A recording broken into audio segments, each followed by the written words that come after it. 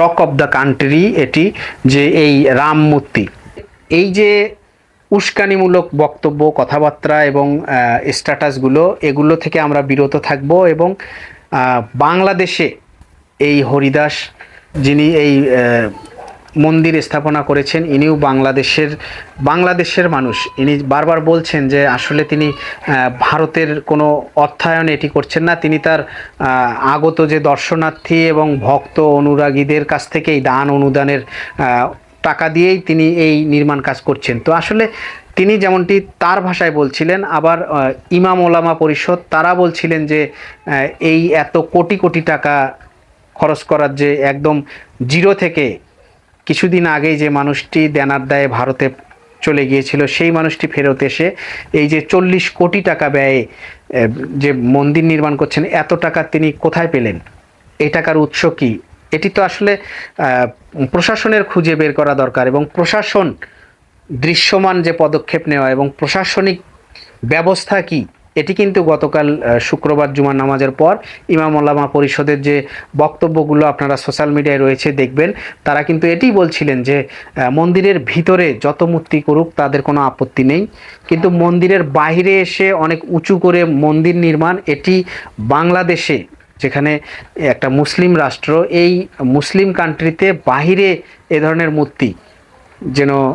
স্থাপন না করা হয় এবং সকল কার্যক্রম যেন বন্ধ করা হয়। শুধু স্থগিত না, সাময়িক স্থগিত না, তারা সকল কার্যক্রম, এই বাহিরের যে মূর্তিগুলোর কার্যক্রম বন্ধ করে সেগুলো যেন আর তৈরি না করে সে ব্যবস্থা করবে। পাশাপাশি এই হরিদাস, তার যে আয়ের উৎস সত্যিকারেই, তার বাহিরে কোনো বিদেশি যে ব্যাংক অ্যাকাউন্ট এবং বাংলাদেশে তার কোথায় কোথায় এই যে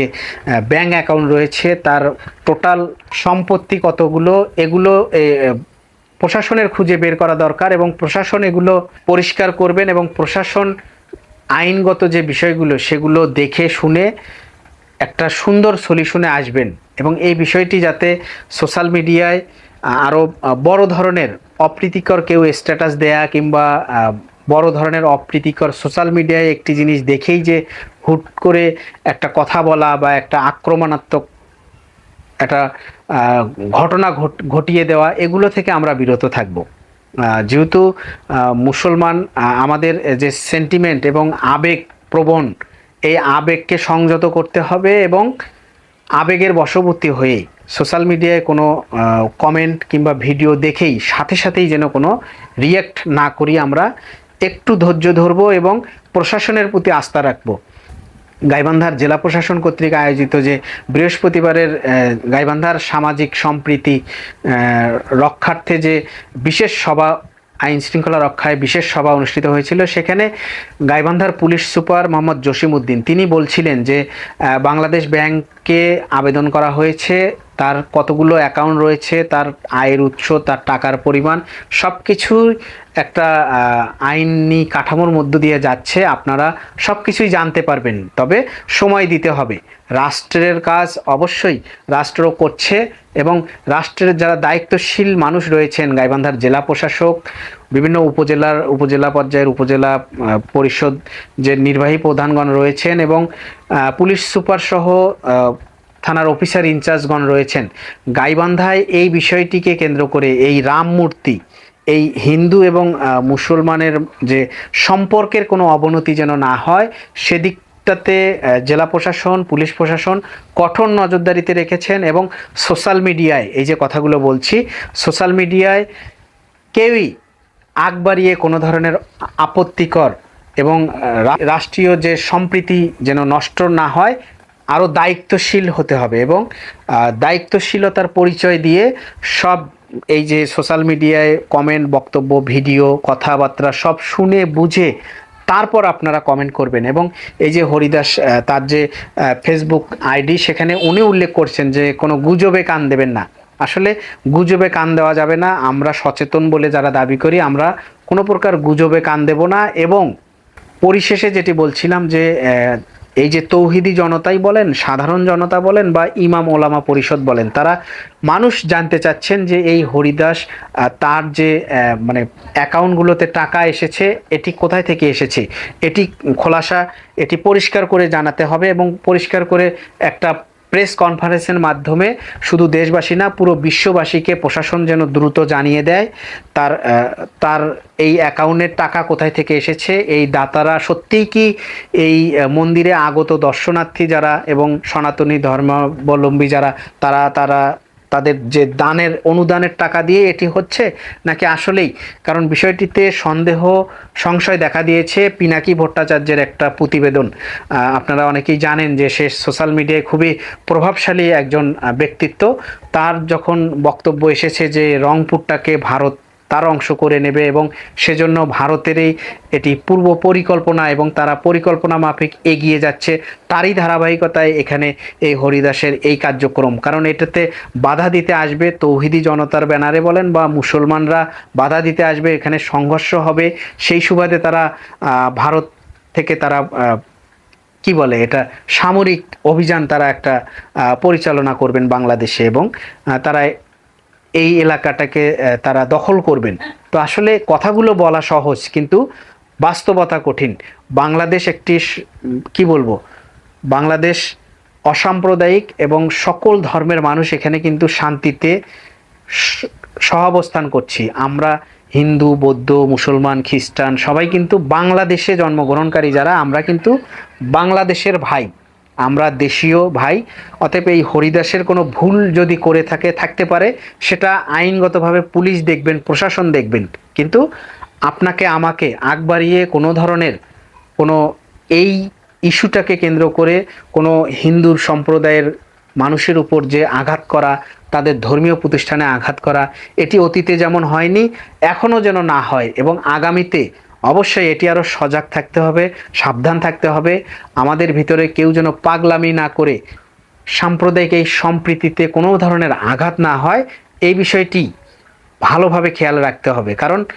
এই যে গতকালের মানববন্ধনে আপনারা দেখেন, এখানে দেখছেন এই যে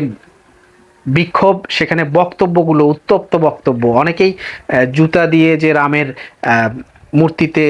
মারছেন, ভাই এটা তো ঠিক না। প্রত্যেকেরই ধর্মীয় অনুভূতিতে যে অনুভূতি আছে, সেই ধর্মীয় অনুভূতিতে আঘাত এটি একেবারেই অপরাধ। এটি কোনো ধর্মেই কাউকেই করা যাবে না, হিন্দু ধর্মেরও করা যাবে না, কোনো ধর্মেই বলে না যে আর এক ধর্মকে ছোট করে দেখো, খাটো করে দেখো। তো এই যে বিষয়গুলো নিয়ে বাড়াবাড়ি আমরা করব না এবং সোশ্যাল মিডিয়ায় কোনো কিছু দেখা মাত্রই যেন রিয়্যাক্ট না করি এবং সাম্প্রদায়িক যে সম্প্রীতি, দীর্ঘদিন হাজার বছরের যে সম্প্রীতি, হিন্দু, মুসলমান, খ্রিস্টান, বৌদ্ধ আমরা মিলেমিশে সমাজে বাস করছি, এটি যেন বজায় থাকে। আমরা একটু ধৈর্য ধরব, প্রশাসন এগোচ্ছে, রাষ্ট্র তার কাজ করছে, দেখা যাক কতদিনে এবং যত দ্রুত সম্ভব এটি অবশ্যই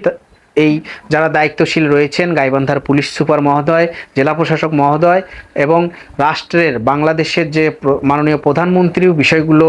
দেখছেন, নজর রাখছেন। তো অবশ্যই যত দ্রুত সম্ভব এটির সুরাহা করবেন এবং ইমাম ওলামা পরিষদ যেমনটি বলছিলেন যে ৭২ ঘন্টার মধ্যে যদি এটার কোনো সুরাহা প্রশাসনিকভাবে না হয়, তারা অন্যভাবে তারা বৃহত্তর আন্দোলন গড়ে তুলবেন। আসলে রাস্তায় কিংবা উত্তেজনাপূর্ণ কোনো কথায় এটির সমাধান হবে না। এটি মূলত সমাধানের জন্য প্রশাসন রয়েছেন, তারা যত দ্রুত সম্ভব এটির সব কিছু খুঁজে বের করে তারা এটি খোলাসা করবেন এবং যত দ্রুত সম্ভব আমি বলবো যে গাইবান্ধার যে জেলা প্রশাসক এবং পুলিশ সুপার মহোদয় রয়েছেন, যত দ্রুত সম্ভব এই হরিদাস, তার যে রামমূর্তি মন্দির এবং তার আয়ের উৎস সব মিলিয়ে একটা স্বচ্ছ সংবাদ সম্মেলনের মাধ্যমে যত দ্রুত সম্ভব শুধু দেশ না সারা পৃথিবীকে জানিয়ে দেওয়া দরকার যে হরিদাস এখানে আসলে কি কি কর্মকাণ্ড করছেন, তার কোনো এখানে এই জায়গাতেও তিনি কোনো প্রকার অপরাধ করেছেন কিনা, কোনো প্রকার সে বাংলাদেশ বিরোধী কোনো কর্মকাণ্ড করছেন কিনা, যেগুলো কথাবার্তা এবং গুজব যেগুলো রটেছে, যে ভারত এখানে অর্থায়ন করছেন, ভারতের হাই কমিশন এসে এখানে যেহেতু উদ্বোধন করছেন, তো আসলে ভারতের কোনো গোপন কোনো এখানে কর্মকাণ্ড কিংবা তাদের কোনো গোপন পরিকল্পনা রয়েছে কিনা সব খতিয়ে দেখে একটা